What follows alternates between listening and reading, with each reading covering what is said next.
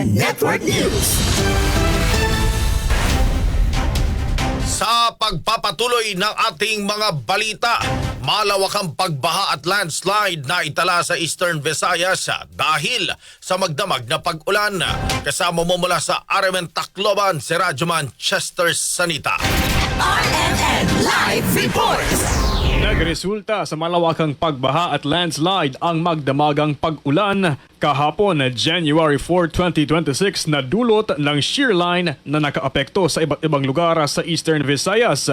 Sa Naga-Naga, Tacloban City, hindi nakayanan ng drainage system ang tuloy-tuloy na ulan kaya mabilis na tumaas ang tubig. Bukod dito, marami pang barangay sa lungsod ang binaha.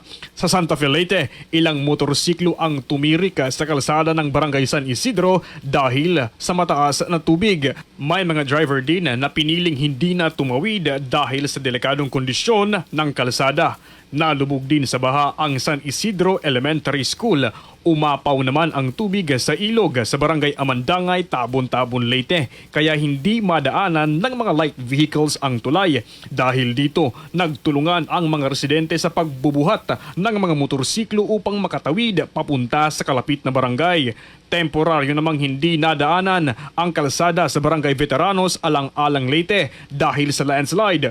Tulong-tulong din ang mga residente at LGU sa pag-aalis ng nagkalat na lupa at putik sa kalsada. Sa Maharlika Highway sa Barangay Liberty, Mayorga, Leyte, bumagal ang daloy ng trapiko dahil sa malalim na baha at ilang sasakyan ang tumirik sa kalsada.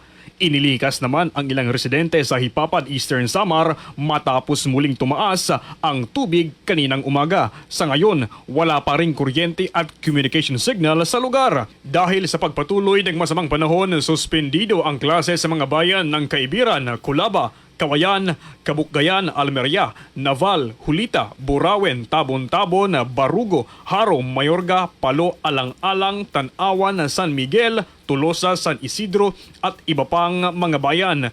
Patuloy naman ang paghahanda at monitoring ng DSWD Field Office 8 na may nakahandang relief resources na tinatayang aabot sa 142 million pesos para ipamahagi sa mga apektadong residente. Kasama mo sa RMN Tacloban na Radyoman Chester Sanita, Tatak, RMN. RMN Network News.